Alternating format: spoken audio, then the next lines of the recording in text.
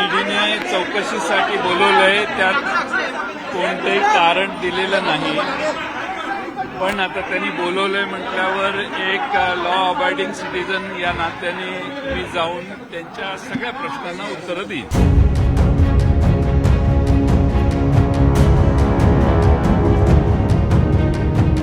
ILNFS म्हणजेच infrastructure leasing and financial services ही गव्हर्नमेंटनं अंडरटेक केलेली बॉडी आहे. 2018 साली यामध्ये घोटाळा झाला. त्यानंतर गव्हर्नमेंटने तिथे एक बोर्ड अपॉइंट केलं. ILNFSची एक सबसिडरी कंपनी, याचं नाव आहे ITNL, ILNFS transport network limited. या कंपनीचं काम आहे प्रोजेक्ट्सची फायनान्सिंग करणं किंवा प्रोजेक्टसाठी जी भांडवल आहे, जे फायनान्स लागतं, ते प्रोजेक्ट आपल्या सबकॉन्ट्रॅक्टच्या माध्यमातून त्याचं काम पूर्ण करणं. फायनान्सिंग ILNFSच्या फायनान्स विंगकडनं होते. नंतर हे पैसे ITNLला जातात आणि ITNLच्या माध्यमातून वेगवेगळे प्रोजेक्ट्स पूर्ण भारतामध्ये होतात. महाविकास आघाडीच्या सरकारच्या काळामध्ये जो आरोप ईडीनं केलेला आहे, ईडी अधिकाऱ्यांना माहिती दिलेली आहे की महाविकास आघाडी सरकारच्या काळामध्ये ITNLनं काही प्रोजेक्ट्स हाती घेतले होते. यासाठी त्यांनी ILNFSकडनं फायनान्स घेतलं आणि ITNLने हे प्रोजेक्ट्स क्लिअर करण्यासाठी किंवा प्रोजेक्टचं काम महाराष्ट्रात व्यवस्थित व्हावं यासाठी 10 ते 12 महाविकास आघाडी सरकारचे मंत्री, त्या काळातले मंत्री, यांना पैसे दिले, यांना कमिशन दिलं असा आरोप होता. ITNLचे काही सब कॉन्ट्रॅक्टर्स होते ज्यांनी इनवॉइस इन्फ्लेटेड म्हणजे इनवॉइस फुगवून दाखवले आणि पैसे क्लेम केले ITNLकडनं. ITNLच्या बोर्डकडनं तक्रार दिली गेली SFIO म्हणजे सिरियस फ्रॉड इन्व्हेस्टिगेशन ऑफिसला. SFIOनं चौकशी केली आणि त्यामध्ये असं कळलं की ITNLच्या या सब कॉन्ट्रॅक्टर्सनं काही पॉलिटिशियन्सला रक्कम दिली आहे प्रोजेक्ट्स क्लिअर करण्यासाठी, पण त्यामध्येही कमिशन घेतलेलं आहे. म्हणून 10 ते 12 हे मंत्री कोण याची चौकशी करण्यासाठी ईडीकडे हे आलं, कारण ह्यामधले पैसे मनी लॉन्डर झाले होते, भारताबाहेर गेले होते. आणि यामध्ये जयंत पाटलांचं नाव आलं की जयंत पाटलांना देखील एका प्रोजेक्ट संदर्भात ITNLच्या काही सब कॉन्ट्रॅक्टर्सनं पैसे दिले, कमिशन दिलं आणि यासाठीच जयंत पाटील यांना ईडीनं नोटीस बजावली आहे, समन्स पाठवलं की त्यांनी याबद्दल त्यांचं उत्तर द्यावं. जयंत पाटलांनी आत्ताच काही वेळापूर्वी हे स्पष्ट केलेलं आहे की त्यांचा या पूर्ण प्रकरणाशी कोणताही संबंध नाही. पण मोठी बाब अशी आहे की फक्त जयंत पाटील नव्हे तर जयंत पाटलांसोबतच इतरही काही मंत्री आहेत जे भविष्यामध्ये रडारवर येऊ शकतात, कारण 10 ते 12 मंत्र्यांच्या खाजगी लोकांना ITNLच्या सब कॉन्ट्रॅक्टर्सनं प्रोजेक्ट फायनान्स किंवा प्रोजेक्ट फायनलाइज करण्यासाठी पैसे दिले होते असं म्हटलं जातं. आणि यामध्ये जयंत पाटलांचं नाव पहिलं समोर आलेलं आहे आणि यासाठी चौकशी केली जात आहे. ईडीचं एक पॅटर्न असतं इन्व्हेस्टिगेशनचं. ईडी थोडा वेळ ज्या व्यक्तीला चौकशीसाठी बोलवलं आहे त्या व्यक्तीला थोडा वेळ देते, त्याला बसवून ठेवते आणि त्यानंतर ईडीकडनं मुख्यत्वे सगळेच प्रश्न, त्या प्रश्नांची उत्तर जाणून घेण्याची प्रक्रिया सुरू होते. तिथे प्रक्रिया अशी असते की एक क्वेश्चनेअर, प्रश्न तयार केले जातात, ते प्रश्न त्या व्यक्तीला दिले जातात, त्या प्रश्नाची उत्तरं त्या व्यक्तीला देण्यासाठी काय वेळ दिला जातो आणि त्यांना जो प्रोसिजर आहे, जे ECIR रजिस्टर झाल्यानंतर किंवा जे स्पेशल ॲक्ट आहे ज्यामध्ये एन्फोर्समेंट डायरेक्टरेटला महत्त्वाचे अधिकार दिले आहेत, त्या स्पेशल ॲक्टच्या काही सूचना दिल्या जातात आणि त्यांना वेळ दिला जातो.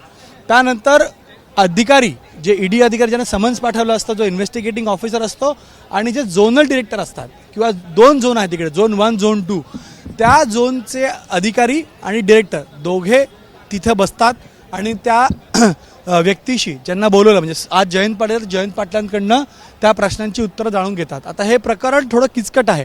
जसं पाहिलं तर ईडीचं सगळेच प्रकरण खूपच इकॉनॉमिक असतात किंवा किचकट असतात, कारण त्याच्यामध्ये बरेच डॉक्युमेंट्सचं इन्व्हेस्टिगेशन असतं, बरेच ट्रान्झॅक्शन्स त्यांना पाहावे लागतात. तर आजच्या या इन्व्हेस्टिगेशनमध्ये मुख्यत्वे जयंत पाटील यांना जे प्रश्न विचारण्यात येणार आहे ते असे आहेत की ITNLकडनं त्यांना सब कॉन्ट्रॅक्टर्सनं अप्रोच केलं होतं का, त्या सब कॉन्ट्रॅक्टरनं त्यांना कमिशन दिलं होतं का, ज्या प्रोजेक्टसाठी ITNLने कमिशन दिल्याचा आरोप ईडीचा आहे, ज्याच्या आधारे ही चौकशी केली जाते, तो सब कॉन्ट्रॅक्टरबद्दल प्रश्न विचारले जातील.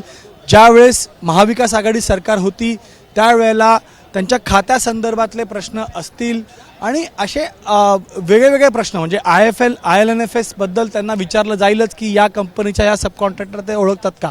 जसं आपण आधी सगळी माहिती दिली की पूर्ण प्रकरण असं आहे की ITNL जी IL&FS infrastructure leasing and finance services या गव्हर्नमेंट अंडरटेकन बॉडीची एक सबसिडरी कंपनी आहे ITNL म्हणजे IL&FS ट्रान्सपोर्ट नेटवर्क लिमिटेड.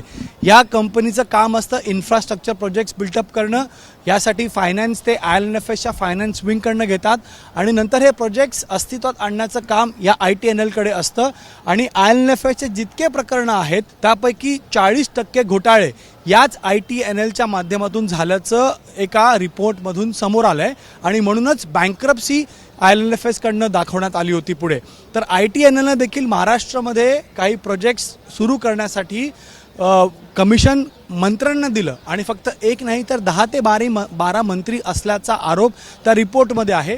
आणि यामुळं पहिलं नाव यामध्ये जयंत पाटलांचं आहे. जयंत पाटील यांना चौकशीसाठी बोलवलं गेलं आहे कारण त्यांना देखील काही कमिशन दिलं गेल्याचा आरोप या रिपोर्टमध्ये आहे. अद्याप हा आरोप आहे जो जयंत पाटलांनी पूर्णतः फेटाळून लावलेला आहे. त्यांचं म्हणणं आहे की अशा प्रकारचे कोणतेही सब कॉन्ट्रॅक्टर त्यांच्याकडे अप्रोच झाले नव्हते, कोणत्याही प्रकारे त्यांना कमिशन दिलं गेलं नव्हतं. हे सगळे आरोप पॉलिटिकली मोटिवेटेड आहेत.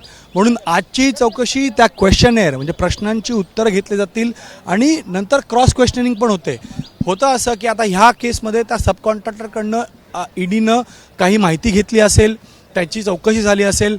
जयंत पाटलांसंदर्भात वेगवेगळ्या लोकांकडनं चौकशी त्यांना केली गेली असेल, त्यांच्याकडनं माहिती मिळाली असेल.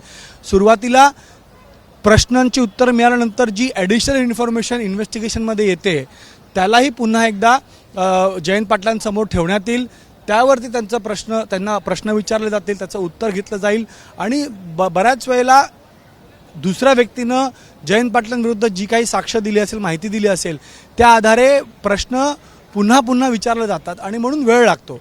म्हणून आज देखील जसं आपण आधीही पाहिलं आहे की नवाब मलिक यांची चौकशी झाली होती, त्यावेळेला छगन भुजबळांच्या चौकशीला आपण पाहिलं की संध्याकाळी त्यांना अटक केली गेली. त्यासोबतच अनिल देशमुख यांनाही काही वेळा बोलवलं गेलं, नंतर त्यांची अटक झाली. मात्र आज अटकेची कारवाई किंवा आज काही मोठी कारवाई होणार का असं ईडी अधिकाऱ्यांचं म्हणणं आहे. बिलकुल नाही. त्यांचं म्हणणं आहे की आम्ही पूर्णतः चौकशी करतोय की असं काही झालं होतं का, म्हणून आरोपी म्हणून नाही पण त्या व्यक्तीविरुद्ध जयंत पाटलांविरुद्ध काही माहिती मिळाली आहे, त्या माहितीला क्रॉस चेक करण्याचं काम समन्सच्या माध्यमातून चौकशी करून ईडी करते आहे.